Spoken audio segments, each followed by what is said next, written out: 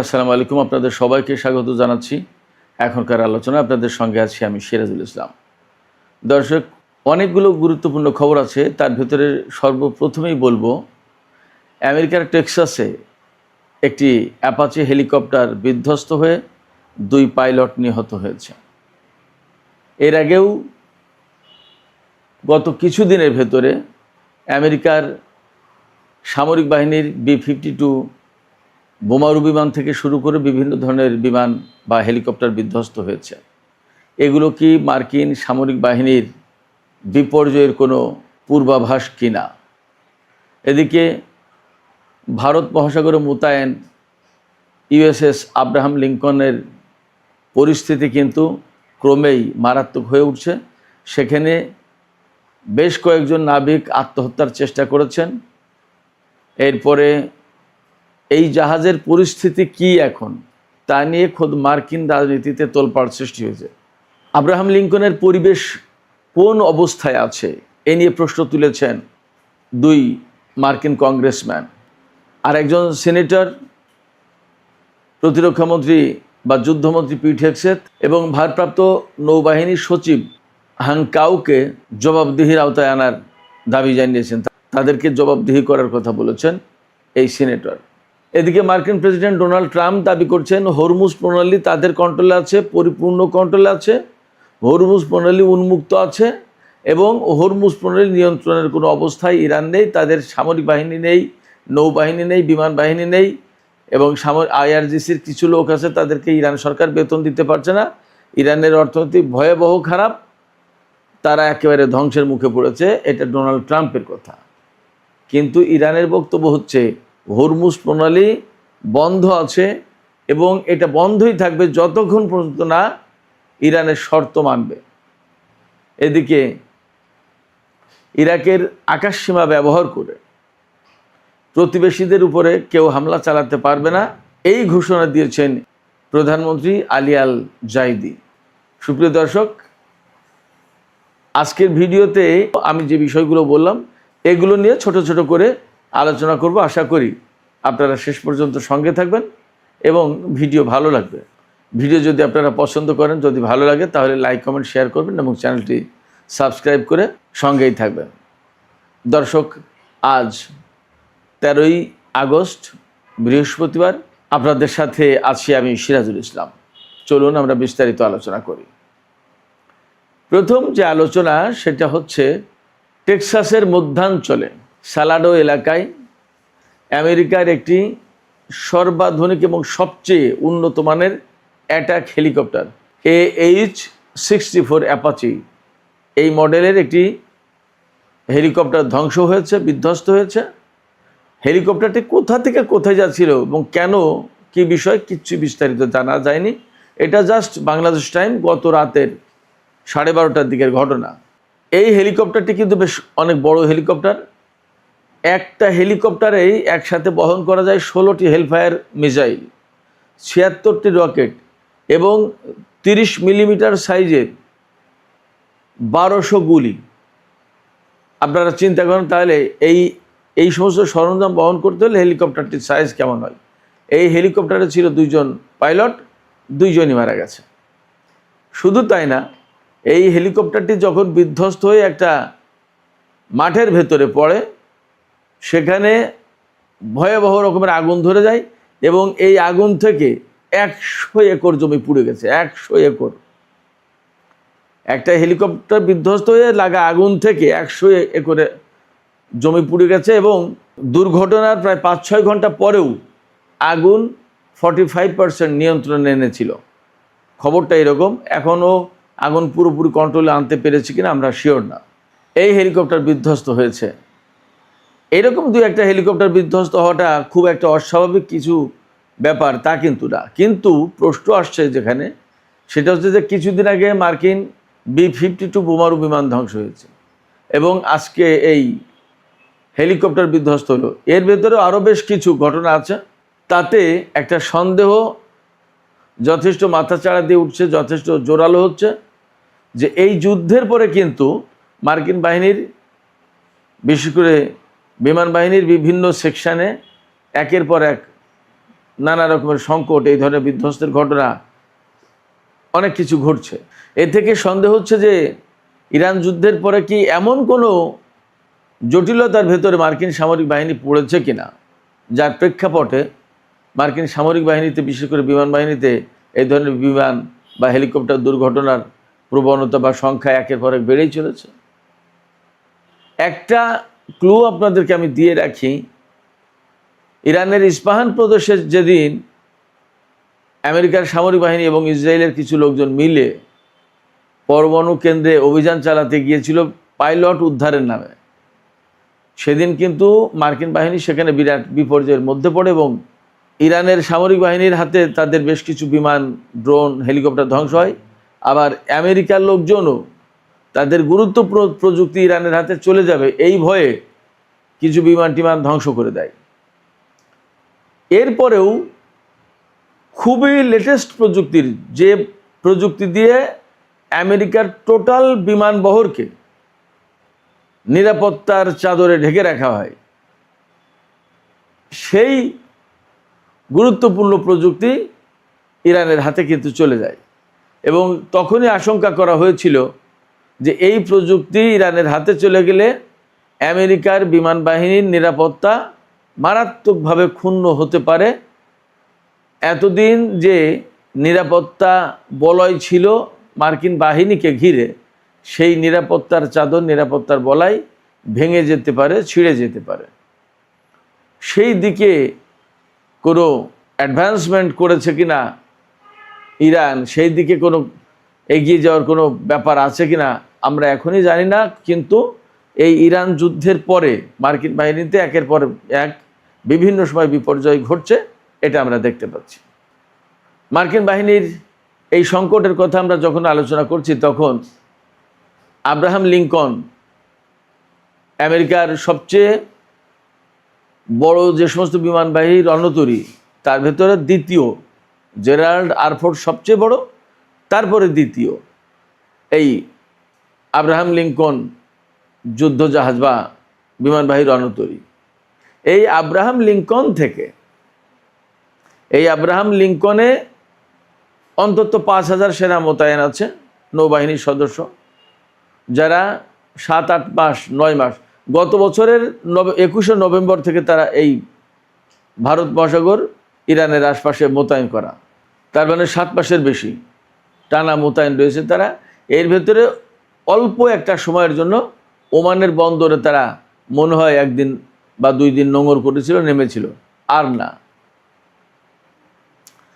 এই আব্রাহাম লিঙ্কনের গতকালের একটা ঘটনা আমরা উল্লেখ করেছিলাম, এবং আমি উল্লেখ করার পরে দেখি বাংলাদেশের আরও অনেক মিডিয়াতে এসেছে যে আব্রাহাম লিঙ্কনে সেনাদের মধ্যে সংঘর্ষ, 7 জন নিহত। আমি সেই আলোচনা আজকে আর করব না। আজকে যে আলোচনা গুরুত্বপূর্ণ সেটি হচ্ছে যে বিভিন্ন রিপোর্টে এসছে, খোদ মার্কিন গণমাধ্যমে এসছে যে আব্রাহাম লিঙ্কনে বহু সংখ্যক নাবিক তারা মানসিক সমস্যায় ভুগছে, তাদের মানসিক স্বাস্থ্য সংকটের মধ্যে পড়েছে, তাদের মানসিক স্বাস্থ্য নিয়ে সমস্যা দেখা দিয়েছে। অনেকেই জাহাজের উপরে উঠে লাফিয়ে সাগরে পড়তে চায়, আত্মহত্যা করতে চায়, মরে যেতে চায়। কেন? অনেকগুলো কারণ। তার একটা বড় প্রতিবাদ হচ্ছে তাদের যে এত দীর্ঘ সময় তো তাদের মোতায়েন থাকার কথা না, কেন তারা মোতায়েন আছে? 1। 2 হচ্ছে যে জাহাজে খাবার দাবার খুবই কম সরবরাহ করা হচ্ছে, তাদের অভিযোগ, এরকম রিপোর্ট ছড়িয়েছে। 3 হচ্ছে জাহাজে স্বাস্থ্যগত কোনো পরিবেশ নেই, বাথরুম, টয়লেট, লন্ড্রি, কিচেন সবগুলোর অবস্থা খুব খারাপ। প্লাম্বিং সিস্টেম একেবারে জানা তাই, ব্যবহার করার উপযুক্ত নেই ওয়াশরুম, টয়লেটগুলো।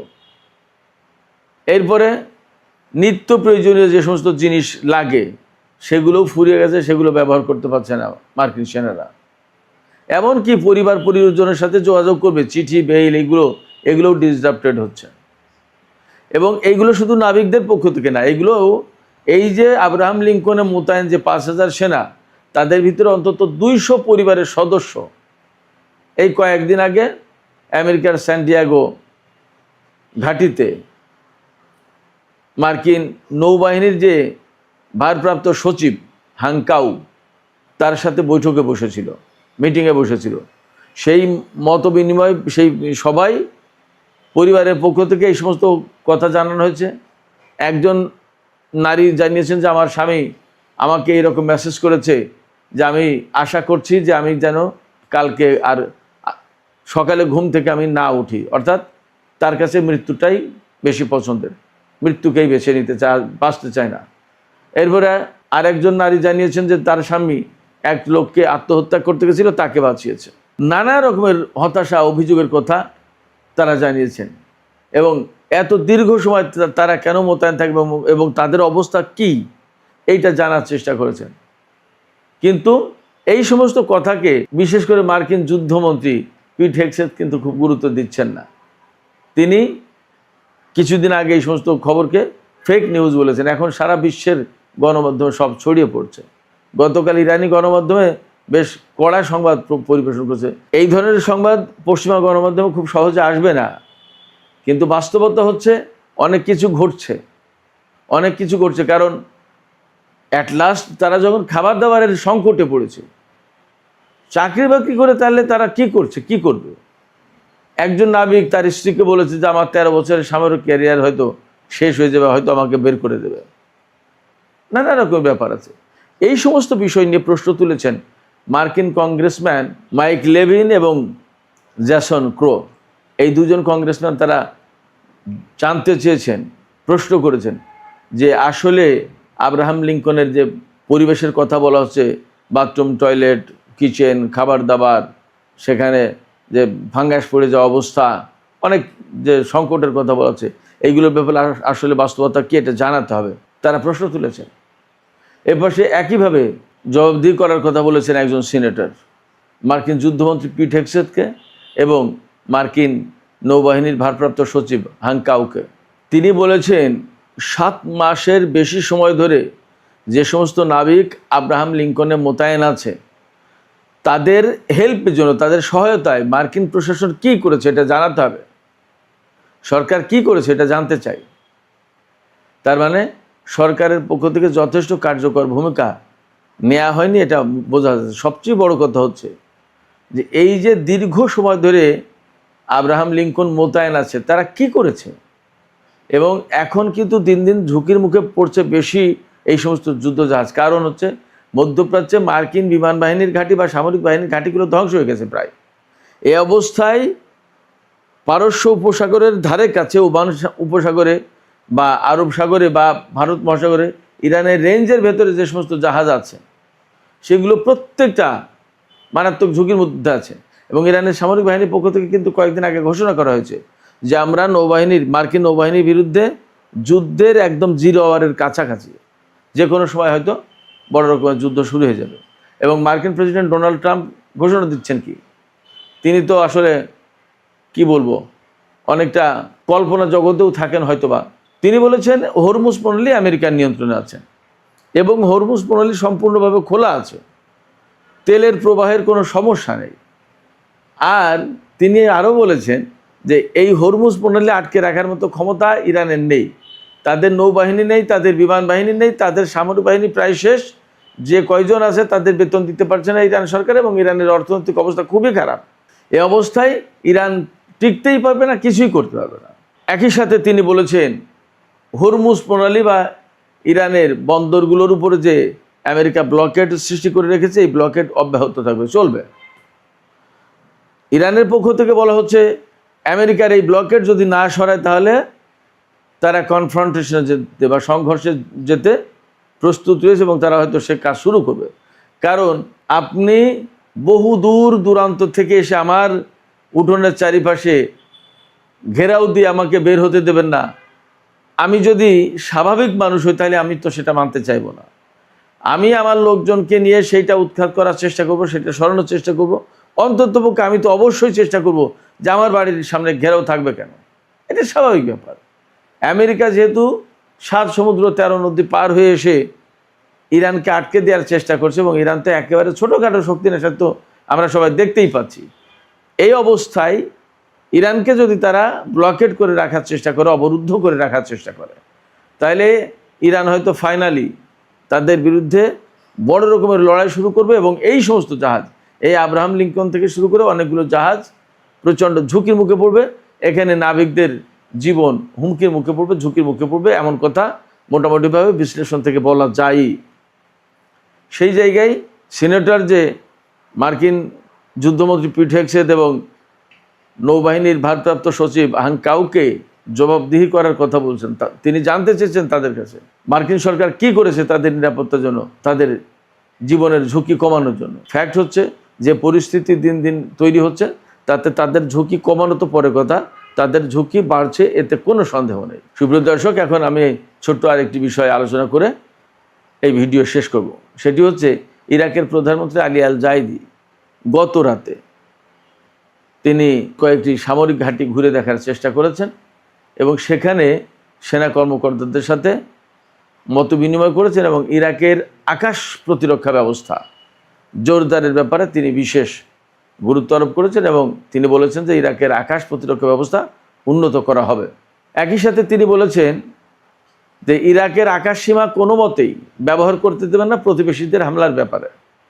এখন প্রশ্ন আছে যে ইরাকের আকাশ সীমা কে ব্যবহার করতে চাচ্ছে এবং ইরাকের কোন প্রতিবেশীর বিরুদ্ধে? এটি কি এমন যে জর্দান থেকে বা ইসরায়েল থেকে বা সৌদি আরব থেকে ইরাকের আকাশের উপর দিয়ে ইরানে হামলা করবে আমেরিকান বাহিনী, নাকি ইরান থেকে জর্দান, সৌদি আরব বা অন্য কোথাও হামলা চালাবে, তখন ইরাকের আকাশসীমা ব্যবহারের প্রশ্ন আসবে? অর্থাৎ ইরাকের আকাশের উপর দিয়ে ইরানের ক্ষেপণাস্ত্র, ড্রোন এগুলো যেতে পারে, সেগুলো ব্যবহার করতে দিতে চান না। কোনটা পরিষ্কার না। তবে ইরাকের প্রধানমন্ত্রীর এই বক্তব্য থেকে হয়তো বা একটা বিষয় পরিষ্কার হচ্ছে অনেকটা, সেটা হচ্ছে হয় ইরান হামলা চালাবে অথবা আমেরিকা হামলা চালাবে। তার মানে একটা সংঘর্ষের আশঙ্কা আছে। এমন কথাও কিন্তু আমরা আরও বিভিন্ন জায়গা থেকে আকার ইঙ্গিতে পাচ্ছি। এবং মার্কিন প্রেসিডেন্ট ডোনাল্ড ট্রাম্প ইরানের উপরে যে ব্লকেড অব্যাহত রাখার ঘোষণা দিলেন, এ থেকে এখন সংঘর্ষের আশঙ্কা যথেষ্ট জোরদার হচ্ছে, তাতে কোনো সন্দেহ নেই। সুপ্রিয় দর্শক, আজকের আলোচনা এখানে শেষ করতে চাইছি। আলোচনা শেষের আগে আপনাদের কাছে জানতে চাই, আপনাদের মতামত বুঝতে চাই, শুনতে চাই, আপনারা কি মনে করছেন? মার্কিন প্রেসিডেন্ট ডোনাল্ড ট্রাম্প যে এই ব্লকেড অব্যাহত রাখার ঘোষণা দিলেন, তাতে কি ইরান এবং আমেরিকার মধ্যে, বিশেষ করে হরমুজ প্রণালী, ওমান সাগর, আরব সাগর, ভারত মহাসাগর, এই এলাকায় একটা বড় ধরনের সংঘাতের আশঙ্কা তৈরি হলো কিনা, আশঙ্কা জোরদার হলো কিনা, এবং সেই সংঘাতের জের ধরে মধ্যপ্রাচ্যে কি আবার বড় ধরনের সংঘাত সৃষ্টি হতে পারে? কি মনে হচ্ছে আপনাদের? দর্শক, আপনাদের মতামত জানিয়ে কমেন্টে লিখুন। আর ভিডিও ভালো লাগলে লাইক, কমেন্ট, শেয়ার করবেন এবং চ্যানেলটি সাবস্ক্রাইব করে সাথেই থাকবেন।